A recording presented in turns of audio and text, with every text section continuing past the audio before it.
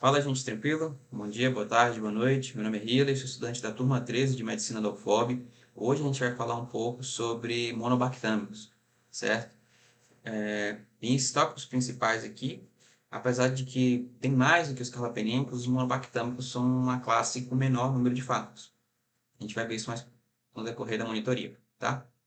Como considerações basais, a gente tem uma característica importante, que a estrutura dos monobactâmicos são muito semelhantes a dos não, né? Do monobactâmico é muito semelhante a ceftazidima. Ceftazidima, que é uma cefalosporina de terceira geração. Então, os monobactâmicos vão ter um espectro de ação muito semelhante. O único fármaco que a gente tem como monobactâmico é o astreonam, o azetrionam, não sei se vocês sabem aí, mas é astreonam. Ele tem origem também numa bactéria, né? Cromobacterium violaceum, que é uma bactéria com coloração, uma bactéria mais diferente, a gente não vê rotineiramente. Mas não é isso que importa, tá? O espectro de ação, a gente tem algumas especificidades, apesar dele ser muito semelhante à ceftazidima, né?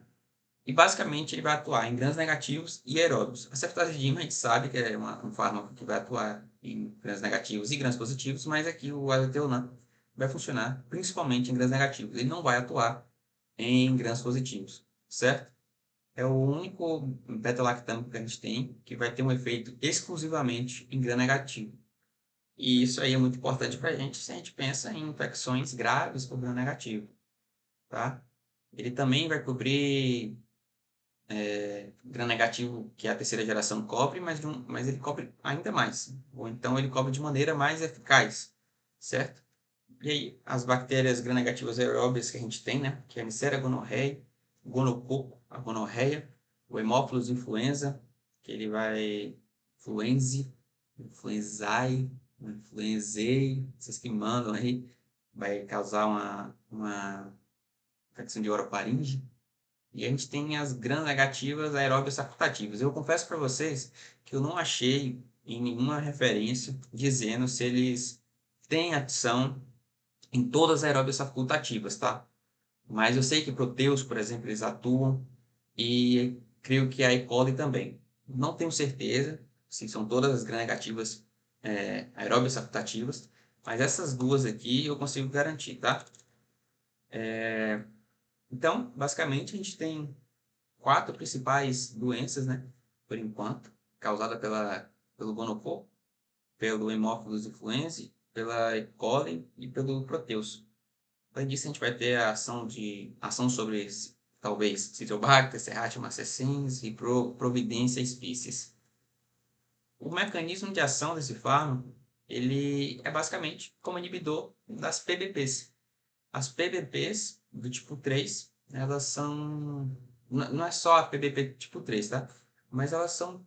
É um mecanismo semelhante que a gente viu em todos os momentos. A gente vai ter esse fármaco grudando na PBP e tirando ela da jogada. Ou seja, se fosse um pedreiro fazendo um muro, a gente tira o pedreiro da obra e ele não vai conseguir mais construir um muro.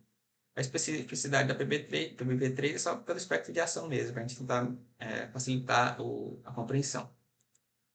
Resistência às beta-lactamases. Esse é um fármaco, o Astreonam é um fármaco que ele tem muita capacidade de resistir a inúmeras beta-lactamases. Não é à toa que ele foi o último fármaco desenvolvido dos beta-lactâmicos.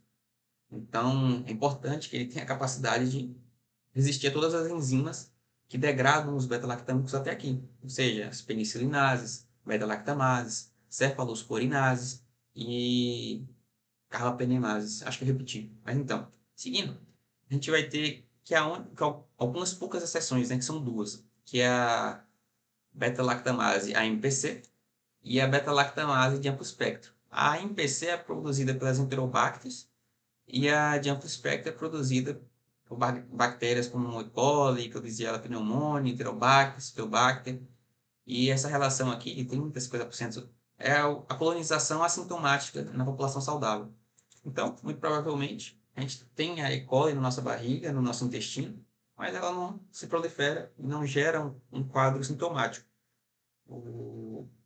Mas é possível que em algum momento de desbiose elas se desenvolvam, por aí vai, e tem uma chance que elas produzam beta-lactamase de amplo espectro, tá? Só lembrando que para a gente ter uma bactéria, uma E. coli, por exemplo, que produz uma beta-lactamase dentro do espectro, ou a gente tem que ter sido colonizado por ela, ou a gente tem que fazer usos indevidos de medicamento constantemente, tá?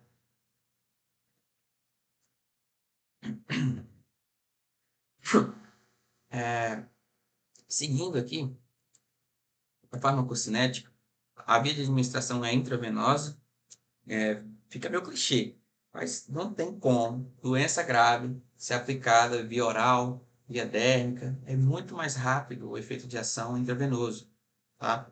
E a meia vida é de 1 a 2 horas.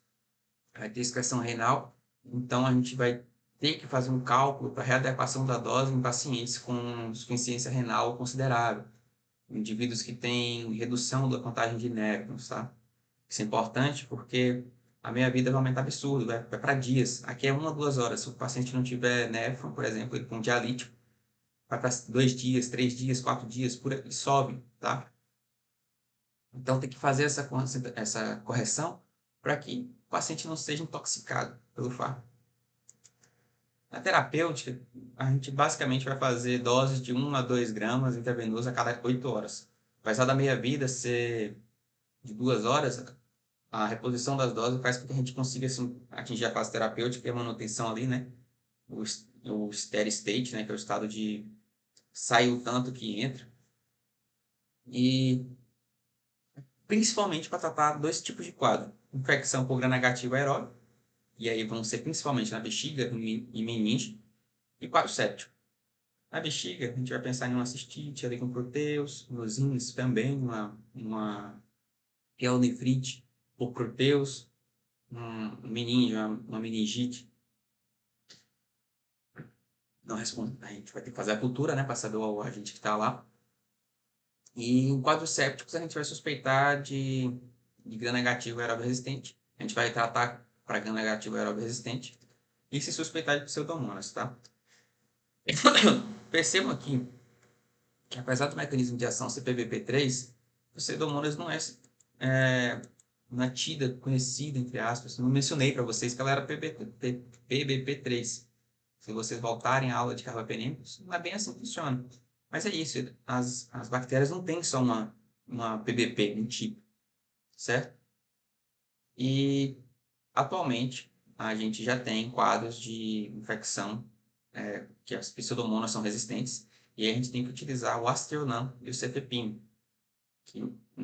A gente vai utilizar o Aztreonam para pegar o mecanismo de ação PBP3, e o Cefepime para pegar o PBP4, ou é PBP2, não lembro.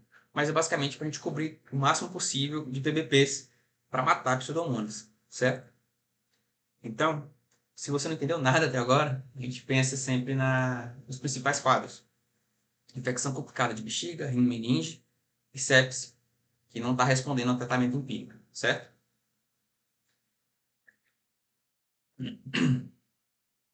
E aí, os efeitos adversos associados não são tão comuns, além de uma possível alergia associada à terceira geração. Por exemplo, eu tenho uma alergia grave a ceftazidime especificamente, que é a cefalosporina terceira. Se eu tiver que fazer um tratamento com Aztreonam, muito provavelmente vou ter um quadro alérgico também.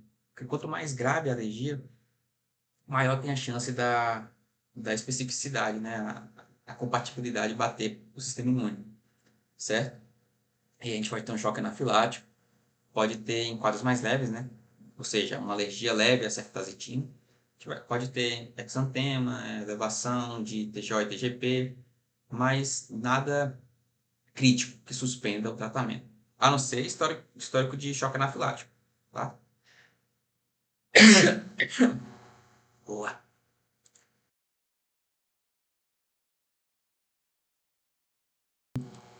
Oi, tempo falando. Então, para terminar, quando é que a gente vai optar? A gente opta principalmente em infecções graves por gram-negativo, que, que a gente não pode fazer cefalosporina de terceira. Por exemplo, o paciente está grave, mas é alérgico a cefalosporina de terceira. Então, a gente faz o Aztreonam, certo? Uma alergia relativamente moderada, suspende o uso de uma cefalosporina, já que a gente pode ter o uso de Aztreonam. Mas tem que lembrar que o gasto também vai ser maior. Então, acho que não é em qualquer situação que a gente pode substituir. Além disso, a gente tem o uso para tratamento de gonorreia em pacientes que são alérgicos à penicilina. A penicilina, certo? Assim como nos carbapenímicos, a gente percebe que aqui a gente vai ter um número limitado de informações, é muito mais, não é empírico propriamente dito, mas é muito mais associado a, parece, no teste, tipo assim, meu Deus, está acabando nossas armas, o que a gente faz? Mete um Aztreonam, certo? Parece que é isso. As informações eu peguei no UpToDate, errado aqui, no bloco do NCBI, uma pesquisa, né, aqui falando sobre o tratamento conjunto, cefepime e Aztreonam, e por aí vai, certo? Não achei questões, né, pra gente fazer, para mandar para vocês. Mas é isso. Espero que vocês tenham gostado. Valeu. Fui.